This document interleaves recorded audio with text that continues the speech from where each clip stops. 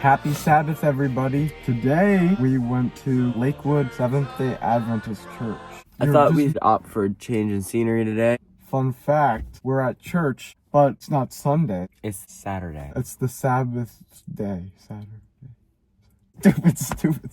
Okay, I got tipped off about this church. 100, yeah. I actually have a lot to say about this church, about Seventh-Day Adventistism as a whole. This is a very unorthodox church. This is the first church we went to where it's like intimate, I guess. Yeah, so I didn't really know anything about this church prior to coming here. All I really knew was like that it was on Saturday and not instead of Sunday.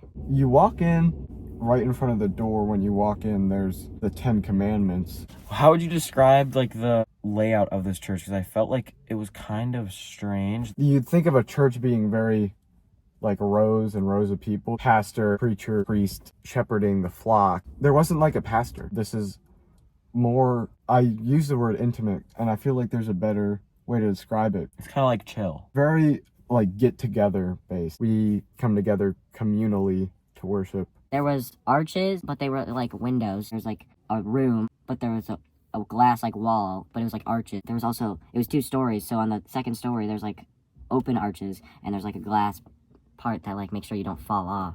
It's like modern, but it was like, I don't know. You can tell it's older. You can tell the layout of the room comes from an older design, but they just kind of put in glass in places.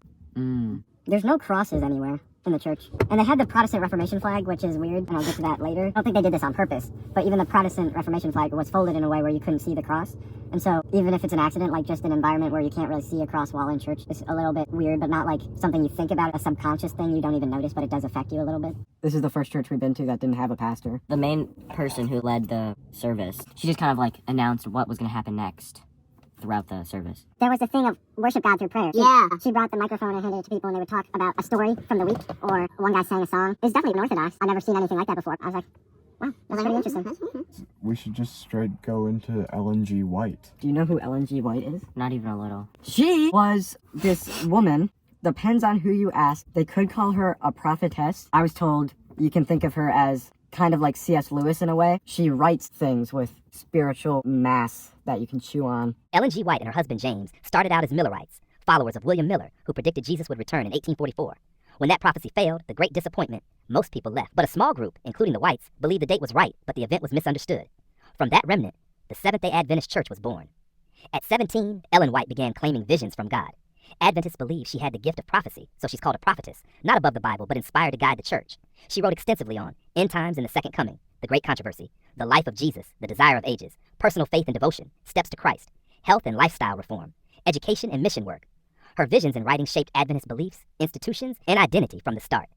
Kind of wrote stuff about Sunday isn't actually where you should have church. You should have it on Saturday. What I notice a lot here, the whole day is the Sabbath to them. Which makes sense because the entire distinction between this church and other churches is the fact that it's on Saturday. The service ended, but like there's still stuff in the church. There's another seminar, a get-together, there's Sabbath school. There's a huge emphasis on the sabbatical day here.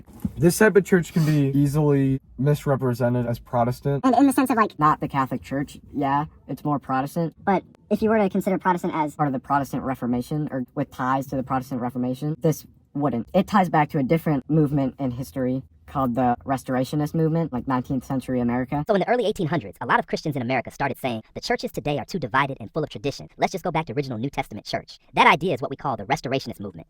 The goal was simple. No denominations, no creeds, just the Bible, and try to recreate what they thought the first century church looked like. this is where, like Disciples of Christ, where it's, we need to go back, bare bones, what is Christianity? That attitude produced groups like the Churches of Christ and the Disciples of Christ. During this movement, a lot of honestly kind of weird ideas popped up. Once you tell everybody, forget tradition, just read the Bible and decide for yourself, you get all kinds of results. There was no central authority to keep people on the same page. And this was happening during the Second Great Awakening, when people were already big on visions, prophecy, and end times preaching. So out of that same atmosphere, you get not just normal reformers, but some really unusual new groups. You see things like the Millerites, American Israelite movements, the Shakers, and even the Mormons, who also said they were restoring the original church. So the Restorationist mindset created space for both sincere reform and some pretty wild offshoots. The SDA story comes right out of that world. And something our friend said to me is that a lot of people think Seventh-Day Adventist is a cult, but it's not. And I agree, although it definitely can have ties to the rising of Mormonism and Jehovah's Witness, it clearly keeps theology. Yeah. Oh, the music, there was a guy with a saxophone. and a guy with a sparkly suit jacket. Did you see that? He was singing. He was good. It wasn't like a reading, necessarily. They called it a reading, but it was a verse. A verse that kind of Tied into the guest speaker's like sermon. it's like the fuel. Much less like a sermon and more like a seminar. It's more scholarly. The guy comes up to this church like twice a year, I think is what he said. He's like a European guy. He travels all around Europe and he goes to different churches and he speaks at conferences and stuff. So he's a super charismatic guy. He was really funny. He had a lot of jokes. But the main, I think, focus of his sermon was kind of like truth. It used to be very structured and based on a nation or of a kingdom, and what they deemed true or what they deemed good was what was true and what was good. And then it kind of evolved to be scientific and like what can you prove to be true. And now it's based on feelings and like it's very subjective truth, and what makes me feel good is what's true. He kind of tied it all together with like this idea that truth is a relationship with everything. It's not just a big title, you know, it's not just like something you can slap on a poster board. It's a thing that goes deeper, and it's, you know, you kind of have to dig to find the truth. And so yes, Connor, you have anything to add? He mentioned this thing in just the Hebrew language. The word to know is used in the Bible, like Adam knew Eve, and that resulted in a child. But it also means an intimate relationship. And so to know the truth is to have a relationship with the truth, who is a human being, person, God named Jesus Christ. Another thing he talked about was like the four directions of For relationships. There's like a vertical. It's like a graph. There's like a vertical, and then there's like horizontal, and there's like I can see your hand. a lateral. So it's like So you got like the vertical is like your relationship with God, and then you have like basically everything else, like the relationship with the world and like the way that you understand things. And so there can be people who are really good at making connections within the world, you know, but because of the way that they choose to view the world, they're not able to, you know, make that connection vertically. And so a lot of times you need to make the vertical connection on a deep level in order to make use of this more lateral understanding of the world. And so there's definitely like a relationship between those two.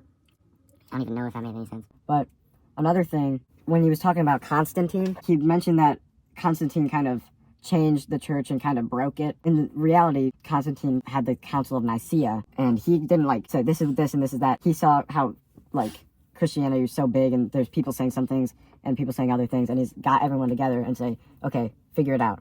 And they did. And like, these are Christian leaders. These are bishops from Ethiopia to Rome, I think even England and stuff. And he also said that idea of the leader bringing about the truth, it led to the Dark Ages, but not like the historical Dark Ages, what Ellen White wrote about as the Dark Ages, which was pretty much all of Christian history. Jesus said, on this rock I establish my church, and the gates of hell won't prevail against it. And the idea that the church was able to fall into darkness and get a bunch of stuff wrong would make Jesus a liar. Reason they don't do Sunday and they do Saturday, Ellen White said, I'm going to make sure this is true, I'm going to say it, but if it's not true, I'm not going to put it in. She said, Sunday as the day of worship was invented by the Catholic Church. Which, if you think of Catholic as the universal church that Jesus founded, that Peter entrusted with as he went to Rome, but also as all the apostles went to Greece and Egypt and India and all those places. Yeah, they did collectively. There's so many writings where you can see about Sunday. I think Saint Justin Martyr wrote about it. St. Ignatius of Antioch, who was literally the student of John, who was student of Jesus. And they all wrote about these things. If it was able to get so wrong so fast, I feel like that would mean Jesus wasn't telling the truth, which would be blasphemy to say. So that's just my one opinion. This is what's so hard when I get into denominations and stuff. People can be so clearly be talking about the same guy, very truly loving the same guy. Final thoughts. Main takeaways, final thoughts, the whole shebang. Final thoughts is I liked it. I think it's interesting the way that this specific denomination was founded. As far as like the content of the service, you know, it all seemed pretty good. Everyone was like definitely engaged, and especially with the guest speaker and the message, you know, you could tell everyone was listening. So everyone was very happy to be there. My main takeaway is definitely this sabbatical rest, Sabbath, like mindset.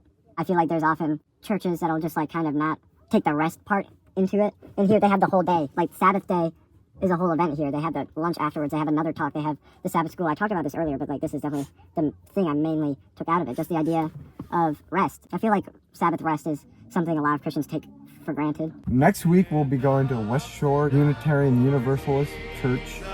Bang! And yeah, thank you for watching. And we'll see ya later.